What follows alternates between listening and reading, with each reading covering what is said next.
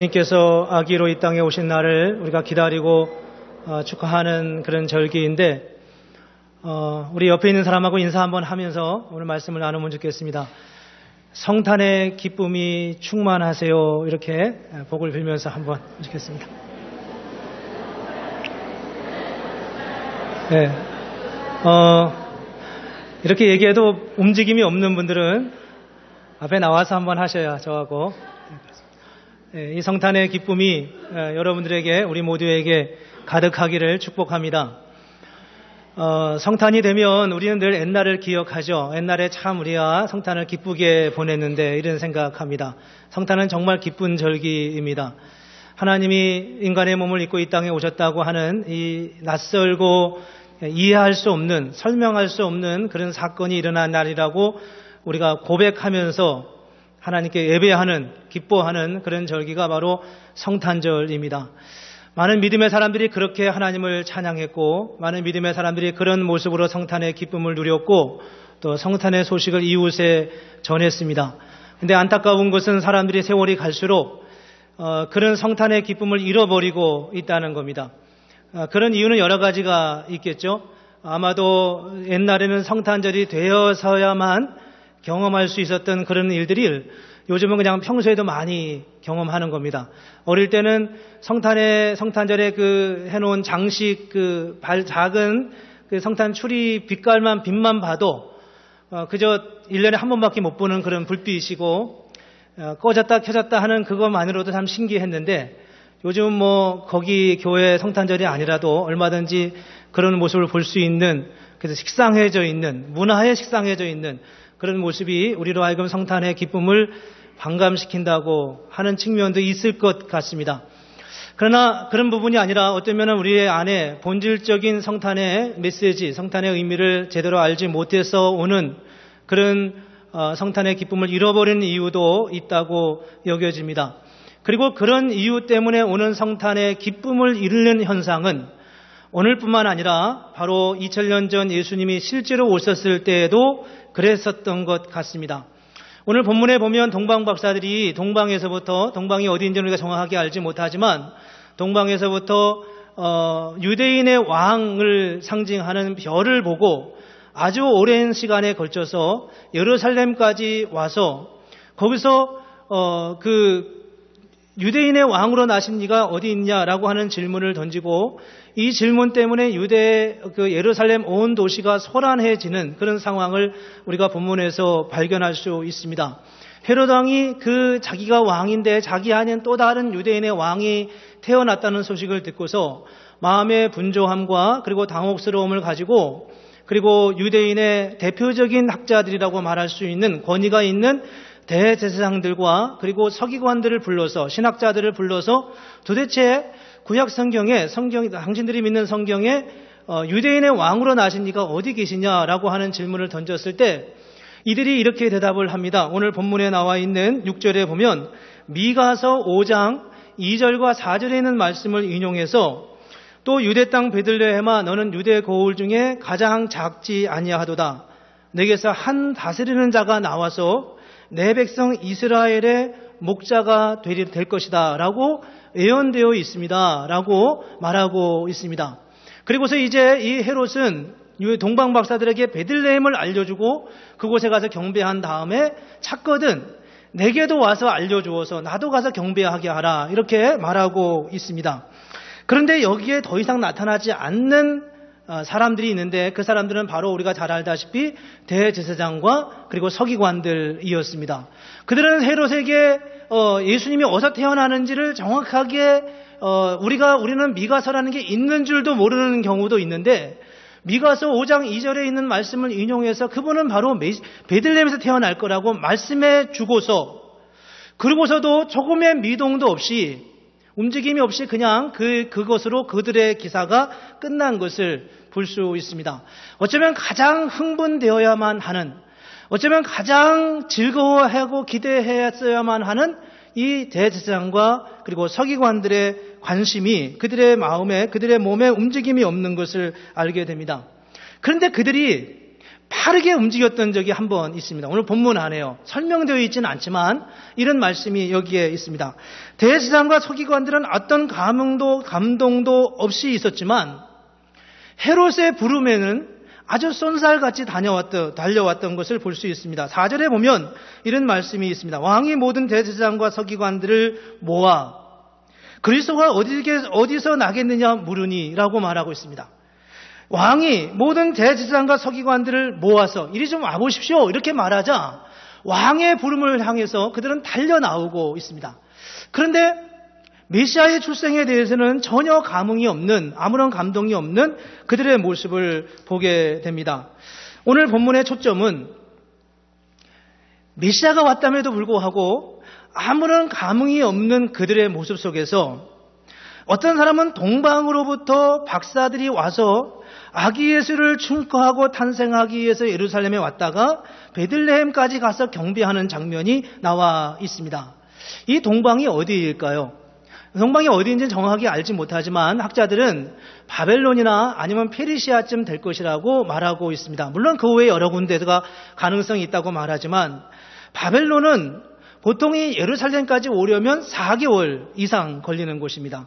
에스라 9장, 7장 9절에 보면은 이 이스라엘 백성들이 바벨론의 포로로 잡혀갔다가 이 에스라를 통해서 두 번째 귀향을 고향으로 돌아오는데 그들이 1월 1일 날 출발해서 5월 1일 날 도착하는 장면이 나와 있습니다. 물론 그때는 상당히 많은 인원수가 함께 돌아와서 시간이 좀 더 걸릴 수도 있었겠지만 바벨론에서 돌아오는 길은 적어도 4개월 정도는 걸리는 그런 곳입니다. 4개월에 걸쳐서 이 동방으로부터 오는 박사들이 메시아를 만나기 위해서 유대인의 왕을 만나기 위해서 달려왔습니다. 어쩌면 그들이 페르시아에서부터 온 사람들이라면 바벨론에서 약 2-3달을 더 걸려서 왔어야 하는 그런 거리에 있었습니다.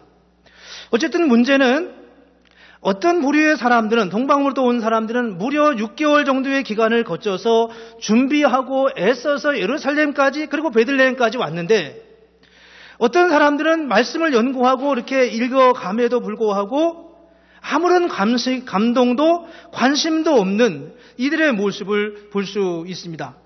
그래서 우리는 어떻게 메시아를 대망하는 사람들이 어떻게 방문을 했는지 여기서 우리는 낯선 동방 박사들의 방문을 발견합니다. 그들은 낯선 곳을 향하여 지금 오고 있잖아요. 그리고 유대인의 입장에서 봐도 이건 정말 낯선 방문, 갑작스러운 방문입니다. 우리도 관심 갖지 않은데 갑작스럽게 동방에서 온 사람들이 낯설게 어떤 이유에서 어떤 확신을 가지고 왔는지 모르지만 그들 안에 유대인의 왕을 보고 싶어 하는 뜨거운 열망과 열정, 그리고 4개월에 걸쳐서 혹은 6개월에 걸쳐서 많은 희생을 감내하면서 메시아를 보려고 하는 그들의 헌신과 희생을 여기서 볼 수 있습니다. 그런 걸 보면서 동방박사들의 이 낯선 방문 앞에서 오늘 마태복음은 우리에게 무엇인가를 말씀하고 있습니다. 마태복음은 본래 유대인들에게 주는 말씀입니다. 유대인이 잘 들을 수 있는 패턴으로 줬어요. 그래서 아브라함과 다윗의 자손 예수 그리스도의 세계다 이렇게 설명하잖아요. 그건 유대인에게 굉장히 익숙한 패턴입니다. 아브라함부터 이어지는 예수 그리스도까지 이어지는 족보를 말합니다. 족보는 유대인들이 굉장히 중요하게 여기는 것입니다. 그래서 이 마태복음은 유대인들에게 우리가 아브라함을 선택하면서 같은 선민의 자손이라고 하는 자기 선민의식이 있고 다윗의 후손이라고 해서 다윗에게 하나님이 그렇게 말씀하지 않습니까? 내가 너의 후손을 통해서 너의 후손을 영원히 견고하게 하리라 라고 약속하고 있습니다. 이스라엘의 왕국이 영원히 견고할 것이라고 하는 약속을 받았어요. 이런 약속들이 처음에 시작이 되고 있는데 사실 마태복음은 그랬음에도 불구하고 사실은 반유대적 성향을 굉장히 많이 가지고 있습니다. 유대인들이 잘 알아듣는 표현으로 표현을 했지만 사실은 유대인들에게 당신들은 하나님 앞에 다시 당신 자신들 돌아봐야 된다고 말하고 있습니다. 그 대표적인 사건, 첫 번째 사건이 바로 오늘 동방 박사들이 아기 예수께 경배하는 장면입니다. 여러분 생각해 보십시오. 유대인의 후손에서 메시아가 왔습니다. 그리고 그 메시아가 왔는데 그 메시아를 가장 먼저 경배하는 사람들이 동방에서 온 박사들이라는 겁니다. 이건 그들에게 굉장히 충격적인 일입니다. 유대인의 입장에서 마태복음은 그들의 신앙적 정체성을 흔들어 버리는 엄청난 선포였습니다. 여기서 우리는 본문에 나타난 대제사장과 서기관들의 모습 속에서 당시 그들의 영적인 실상을 발견하게 됩니다. 유대인들이 왜 메시아를 경배하는 일을 이렇게 소극적으로 반응했을까요?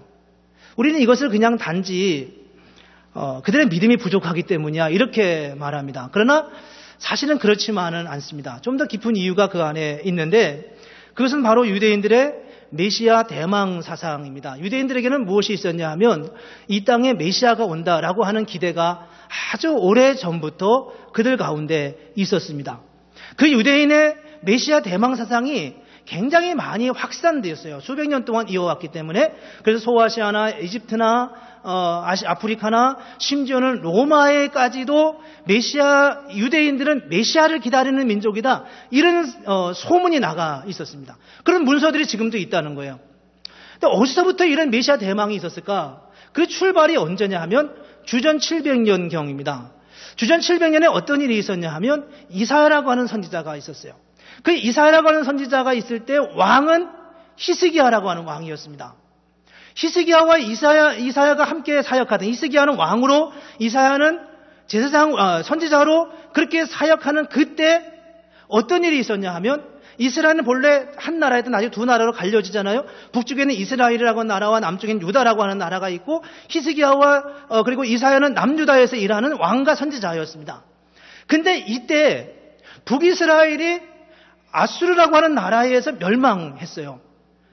자기 동족인데 그 동족이 북쪽에서 있는 동족이 아수르라고 하는 어마어마한 강대국에서 멸망했고 그 나라가 급기야는 남유다도 공격하고 멸망시키기 위해서 예루살렘에 무려 18만 5천 명이라고 하는 어마어마한 군사들을 포진시키기까지 했습니다.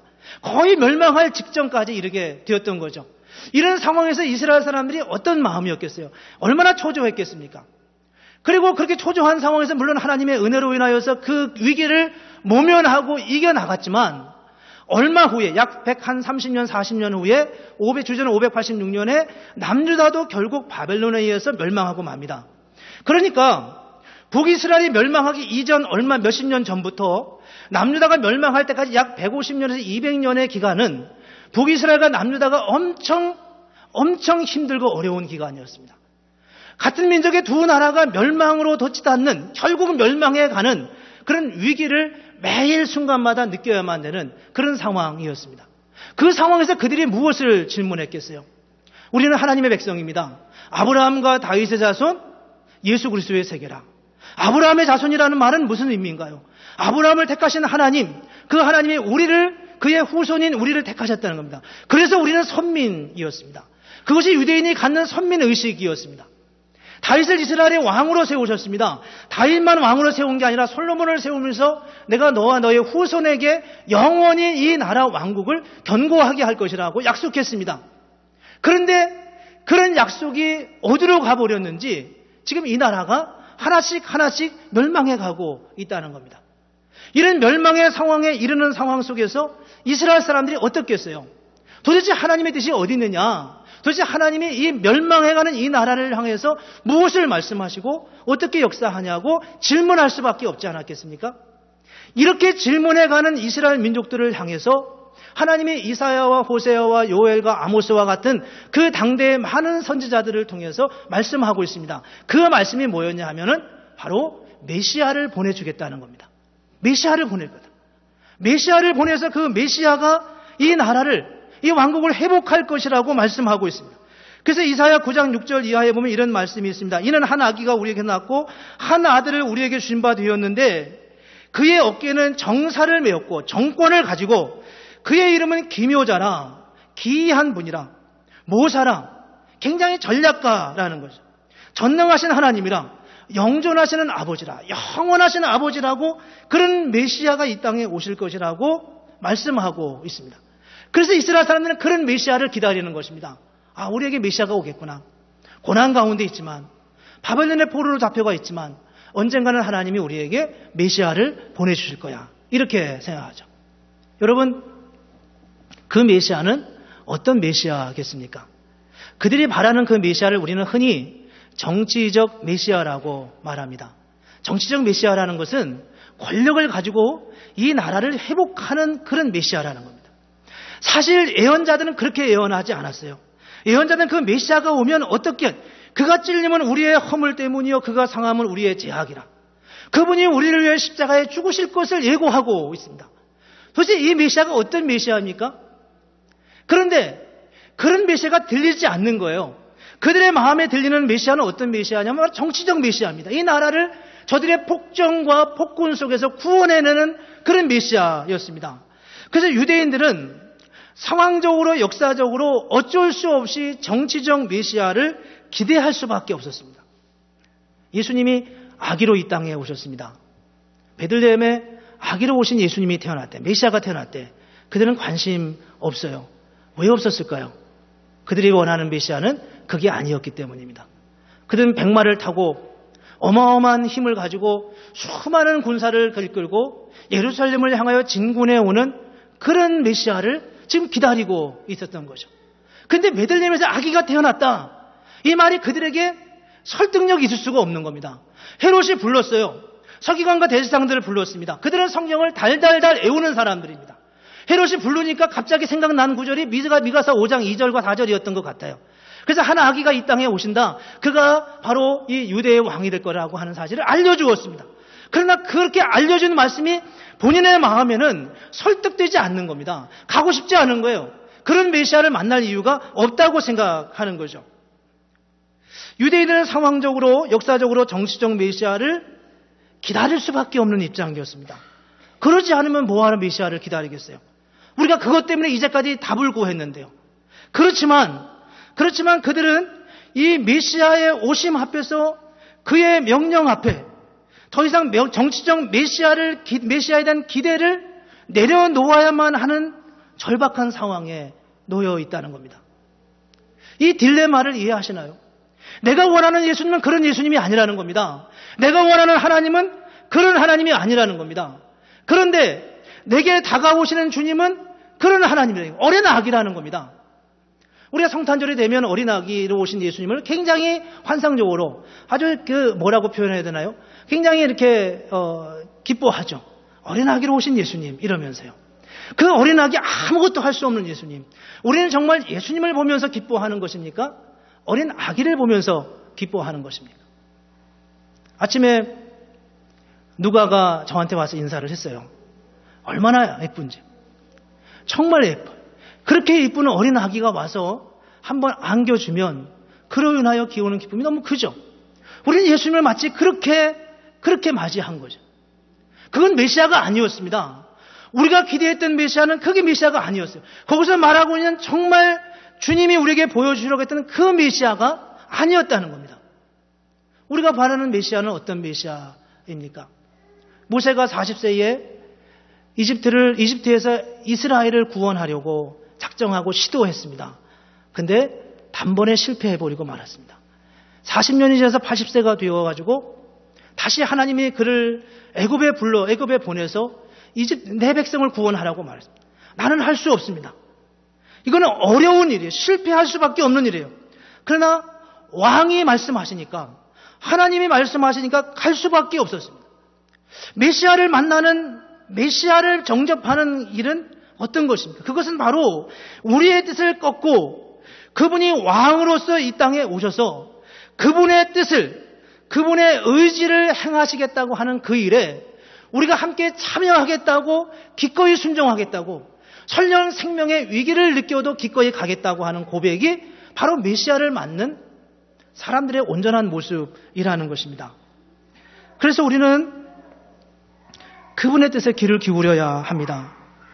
메시아가 오신 것은 그분의 뜻을 이루기 위함이지 우리의 뜻을 이루어주기 위함이 아니라는 겁니다. 물론 결과적으로 당연히 그분의 오심은 우리에게 유익이고 우리에게 복입니다. 그러나 1차적으로 우리는 하나님의 뜻에 귀를 기울여야 합니다. 오늘 본문에 보면 아주 재미있는, 저에게만 재미있을는지 모르지만 재미있는 장면이 하나 나와 있습니다. 이런 장면입니다. 동방에서 사람들이 왔어요. 그래가지고 예루살렘까지 와서 거기서 이렇게 말합니다. 유대인의 왕으로 나신 이가 어디 계시냐? 우리가 그의 별을 보고 그에게 경배하러 왔다. 이렇게 말하니까 이게 얼마나 획기적인 소식이었겠어요? 사람들이 그렇게 생각했을 겁니다. 아, 유대인의 왕이 태어났어? 헤롯 말고 또 누가 태어났어? 이렇게 말하죠.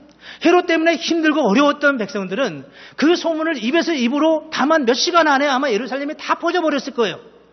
아마도 헤롯 왕과 함께 결탁해서 그의 힘을 빌어 쓰는 사람들은 주기차게 헤롯 왕궁에 가서 이 소식을 전했을 것입니다.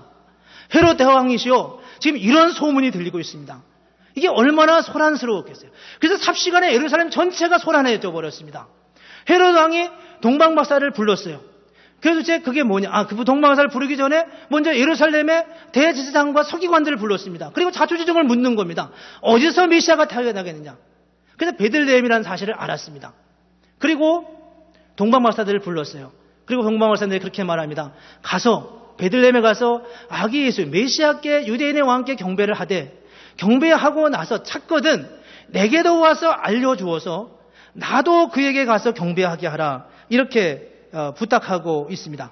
그리고서 이제 이 동방박사들이 가죠. 베들레헴으로. 그게 가는데 그 가는 중에 길을 나서고 있는데 9절과 10절에 뭐라고 말씀하냐면 이렇게 말합니다. 그 별이 문득 앞서 인도하여 가다가 악이 있는 곳 위에 머물러 섰는지라.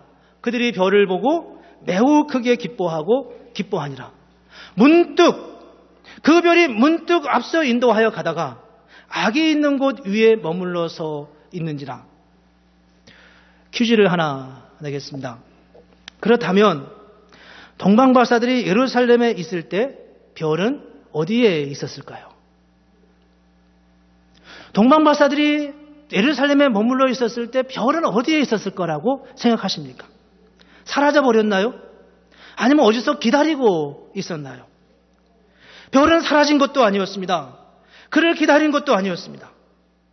중요한 것은 동방박사들이 더 이상 별의 인도가 필요하지 않다고 생각한 것입니다. 이제 예루살렘에 왔어요. 유대인의 왕이라면 그는 분명히 예루살렘에 있을 것입니다.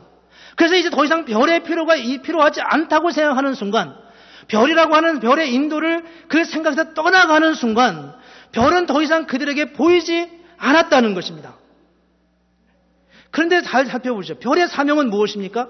별의 사명은 동방박사를 인도하는 것입니다. 어디까지 인도하냐 하면 정확하게 악이 있는 집 위에까지 인도하는 것입니다.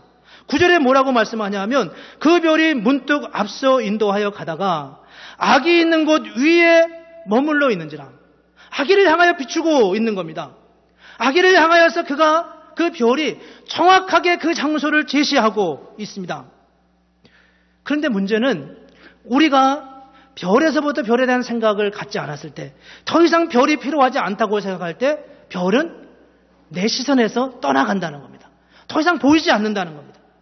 우리 생각이 잠시만이라도 조금이라도 하나님의 인도를 받지 않고 이제는 내가 할 수 있겠구나 라고 생각하는 생각이 작동하는 순간 우리 시선에서 별은 보이지 않는다는 겁니다. 사라져버리는 거예요.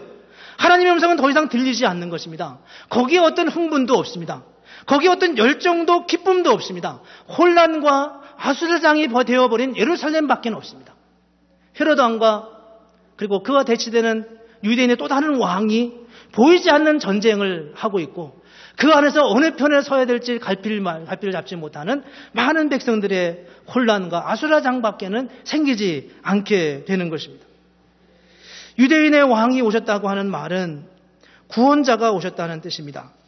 이스라엘의 멸망 위기, 강대국 하에서 민족의 앞날이 어두운 상황에서 주신 메시아의 오심에 대한 예언, 그 예언을 기다리고 대망하는 것, 그것이 바로 대강절의 의미입니다. 그렇다면 그들은 그분께 복종해야 할 준비가 되어 있어야 할 것입니다. 그분이 우리에게 찾아오셔서 우리를 인도하시는 하나님의 선하신 인도하심입니다. 어떻게 우리가 그분의 인도하심을 받을 수 있겠습니까? 어떻게 우리가 그분을 이렇게 맞이할 수 있겠습니까? 그렇지 않고 그 만왕의 왕 메시아가 이 땅에 오셔서 내 생각대로 하라고 하는 것이 얼마나 모순된 일이겠습니까? 그렇지 않겠습니까? 내게 아이디어가 있습니다, 하나님. 내가 이렇게 하면 참 좋겠습니다. 이렇게 우리는 하나님과 때로 흥정을 하기도 하고 도전하기도 합니다. 물론 우리가 우리의 아이디어를 가지고 하나님과 논의할 수 있어요. 우리가 물론 하나님과 어떤 일을 가지고 하나님 제가 이런 일을 하려고 하는데 어떻게 했으면 좋겠냐고 말할 수 있습니다. 그러나 큰 하나님의 경륜 속에서 우리는 그분의 말씀 앞에 순종하여 나아가는 것이 얼마나 절실하게 필요한지, 우리가 주님 앞에 구하는 기도가 다만 우리의 아이디어라면 우리는 더 이상 별의 인도를 받을 수 없다는 겁니다. 성탄절을 어떻게 맞이할 것입니까? 성탄절이 어떻게 우리에게 정말 참된 마음 깊은 곳에부터 우러나오는 그런 기쁨과 흥분과 열정을 우리에게 만들어낼 수 있겠습니까? 그리고 그 성탄절이 어떻게 우리에게 다른 어떤 것과도 비교할 수 없는 그런 하나님의 사랑과 인도하심을 그 속에서 찾아갈 수 있겠습니까? 그것은 우리에게 있는 아이디어가 아니라는 겁니다. 그것은 주님이 주시는 아이디어. 오늘 본문에 보면 동방박사들이 세 가지 예물을 가지고 아기 예수께 나아갑니다. 첫째는 황금이고, 두 번째는 유향이고, 세 번째는 모략입니다. 황금이라는 것은 그 예수 그리스도가 왕이시라고 하는 왕권을 상징합니다. 그분의 무릎 앞에 모두가 무릎 꿇고 그분의 부르심과 인도하심 앞에 나아가는 것입니다. 유향이란 제사장들이 늘 성전에서 사용하는 것입니다. 중보자적 역할을 우리에게 계시하고 있습니다. 모략이라고 하는 것은 니고데모가 마지막 예수님의 시신에 바르던 그런 액체였습니다. 예수님의 죽음을 상징합니다. 그분은 우리가 원하는 스타일로 오신 게 아니라 왕으로 오셨지만 당신 자신을 십자가에 내주시고 우리를 위하여 중보의 길로 나아가시는 주님의 모습입니다. 성탄절을 앞에 놓고 대강절을 맞는 대강절 두 번째 주일입니다. 오늘 본문은 우리에게 무엇을 말씀합니까? 첫째는 성탄의 사건은 우리의 아이디어로부터 나온 것이 아니라는 것입니다. 우리가 고안해낸 것이 아니라는 것. 우리가 제안한 것이 아닙니다. 그것은 하나님의 계획이었고 그것은 하나님의 사건이었습니다. 그러므로 우리는 하나님의 구원 역사와 그분이 주시는 그 은혜에 참여하기 위해서 우리에게 부득이 반드시 필요한 것은 바로 주님의 음성에 귀를 기울이는 것입니다. 메시아 대망 사상이 있었습니다. 주전 700년부터 메시아가 오실 것이라는 사실을 오래전부터 고난 가운데 있는 이스라엘 민족들에게 많은 선지자들을 통해서 계속해서 알려주었습니다. 그런데 그렇게 알려준 메시아 대망 사상이 이스라엘 민족 안에서 왜곡되어 갔습니다. 어떻게 왜곡되었냐 하면 그분은 아마도 로마의 장수보다 더 큰 힘을 가지고 우리에게 찾아오실 그런 군인으로 우리에게 올 것이라고 그렇게 생각했습니다. 어디서부터 이런 생각이 생겼을까요? 그것은 바로 그들이 가지고 있는 상처 때문입니다. 핍박당하는 자기의 민족, 바벨론에 잡혀가가지고 고난받고 공경에 처해 있는 자기 마음의 아픔입니다. 도대체 언제 우리가 이 고통에서 헤어날 수 있겠냐고요. 우리가 하나님의 백성인데 저들을 지배해야 되는데 우리가 언제까지 이렇게 살아야 되냐고요. 이런 상처로부터 메시아 대망 사상이 왜곡되면서 그들은 하나님의 말씀에 온전하게 순종할 수 있는 마음의 준비를 갖지 못하게 되었습니다. 첫 번째 우리가 기억할 것은 메시아의 오심은, 성탄의 사건은 우리의 아이디어가 아닙니다. 그래서 우리는 그분의 뜻을, 그분의 말씀을 들어야 합니다. 이게 도대체 무엇을 의미하냐고요. 도대체 하나님은 나의 삶 속에 무엇을 원하시냐고요. 질문할 수 있어야 합니다. 두 번째는 자기 삶을 하나님께 맡겨야 합니다. 예수 그리스도께서 우리에게 오셨습니다. 구원을 위해서 죽은 자를 살리시고 우리에게 구원자로 오셨습니다. 오늘 본문에 보면 이런 말씀이 마지막에 있습니다. 12절에 있습니다. 그들은 꿈에 헤로데게로 돌아가지 말라 지시하심을 받아 다른 길로 고국에 돌아가니라. 그들은 꿈에 헤로데게로 돌아가지 말라 지시하심을 받아 다른 길로 고국에 돌아가니라. 왜 하나님이 꿈으로 이런 명령을 동방박사들에게 했을까요? 당연히 헤롯이 이 메시아를 죽이려고 했기 때문이죠. 그러면 동방박사들은 이 헤롯을 의심할 수 있었을까요? 당연히 아니겠죠. 아니니까 그들이 스스로 돌이킨 게 아니라 하나님의 꿈을 통해서 동방박사들에게 그 사실을 알려준 것입니다. 적어도 동방박사들은 아직까지 그 자리에 있을 때까지 헤롯 왕이 이런 음모를 가지고 있다는 사실을 알지 못했습니다. 그렇다면 우리가 동방박사들의 입장이라면 어떤 상황이 될까요? 아니, 하나님 그게 무슨 말씀입니까? 제가 지금 헤로드 왕과 약속을 했습니다. 어찌 된 것입니까? 가서 내가 다시 이 사실을 알려주고 그도 메시아에게 가서 경배한다고 말했는데 약속 위반입니다. 그렇게 되면 어떻게 하면 좋겠습니까? 이렇게 질문할 수 있지 않았겠습니까? 오늘 본문에는 어떤 것도 나와 있지 않아요. 오늘 본문에는 동방박사들이 아무 소리 없이 그냥 그 말을 따라서 자기 고향으로 돌아갔다고 말하고 있습니다. 윤리적이지 않죠. 도덕적이지 않죠. 근데 이 말씀 앞에서 우리는 내가 도덕적이냐 아니냐의 여부를 떠나서 나의 판단이 그분의 명령에 순종해야 된다는 사실을 알게 된다는 것입니다. 나는 아직 알지 못해요. 나는 이게 아직 하나님의 뜻인지 내 이성적으로 판단할 수 없어요. 그런데 하나님 말씀하시는 겁니다. 어떻게 하겠습니까? 그 앞에 우리는 이성적 판단을 내려놓고 주님의 부르심 앞에 갈 수 있어야 한다는 것입니다. 이런 사건은 성경에 수많이 있죠. 아브라함에게 그 아들 이삭을 바치라고 합니다. 이건 정말 조심스러운 일입니다. 이럴 때 우리는 어떻게 해야 하겠습니까? 이성적 판단으로 판단할 수 없는 그런 상황으로 몰아갑니다. 기드온이 미디안 군사와 싸우는데 군사를 모집했는데 22,000명이 모였습니다. 하나님이 다 가게 하고 300명만 남겨놨어요. 그 300명에게 들려준 것도 항아리와 횃불과 나팔만 들고 갔습니다. 그리고 미디안 군사를 쳐들어가는 겁니다. 과연 여기 이 전쟁에 이길 수 있겠습니까? 이길 수 없는 전쟁인데 하나님이 명령하고 있습니다. 자신의 판단을 중단할 수밖에 없는 상황에 몰아가고 있습니다. 다윗이 골리앗 앞에서 물매 하나와 돌 5개를 가지고 나아갑니다. 죽으라고 하는 것과 마찬가지잖아요. 물론 다윗은 스스로 그 길을 간 것이지만요. 우리는 우리의 지혜로 하나님이 하시는 일을 다 이해할 수 없습니다. 그래서 먼저 우리는 하나님께 우리의 삶을 맡겨야만 한다는 겁니다. 이 성탄의 사건이 어떤 사건입니까? 아기 예수를 우리에게 보여주시면서 이가 세상을 구원할 구원자라고 말씀하고 있다는 겁니다. 이 모순된 상황 속에서 우리가 어떻게 주님의 말씀에 귀를 기울이며 하나님의 능력을 맛볼 수 있겠습니까? 성탄의 사건은 예수 그리스도께서 아기로 오심을 보면서 이런 자기 삶의 위탁을 깨닫지 못하면 하나님의 은혜를 맛볼 수 없다고 말씀하고 있습니다. 이 두 가지를 우리가 대강절 2번째 주에 잊지 않고 기억하면 좋겠습니다. 첫째는 성탄은 우리의 아이디어가 아니었다는 겁니다. 그것은 본래 그분이 시작한 것입니다. 그래서 우리는 끊임없이 그분의 음성에 귀를 기울여야 합니다. 우리 지혜로는 매 순간마다 틀릴 수밖에 없습니다. 동방박사들이 별의 인도를 가지고 무려 4개월 혹은 6개월을 거쳐서 예루살렘까지 잘 왔지만 자기 생각이 개입되는 순간 별은 사라져버리고 예루살렘은 혼란의 아수장이 돼버리고 말아버리는 것입니다. 성탄은 우리의 아이디어가 아닙니다. 우리의 사건이 아닙니다. 그분이 우리에게 찾아오신 거예요.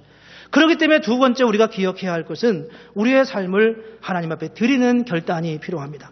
때로는 판단을 중지해야 됩니다. 그리고 주님께서 우리에게 말씀하시는 말씀이 무엇인지에 대해서 깊이 헤아리지 않으면, 깊이 듣지 않으면 우리는 주님의 인도하심을 받다가도 간혹 순간순간 혼란의 상황으로 몰려갈 수밖에 없습니다.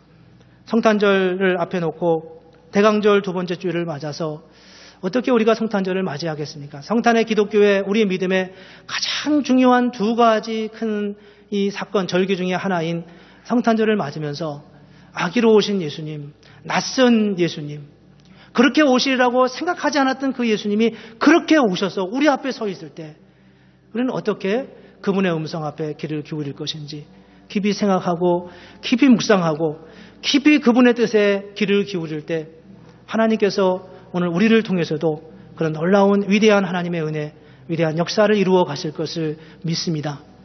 2000년이 지나서가 아니라 사람들이 세상의 물정에 식상해져서 문화적으로 너무 혼탁해져서 이미 우리는 반짝반짝거리는 그런 불빛을 너무 많이 봤기 때문에 그래서 성탄에 대한 감격이 잃어버려지는 게 아니라 성탄의 본래적 의미를 잃어버렸기 때문에 우리가 이 말씀의 의미를 같이 생각하면서 우리 가운데 성탄의 기쁨과 성탄의 감격을 가지고 믿음으로 달려가는 그런 하나님의 자녀들 되기를 주님의 이름으로 축복합니다.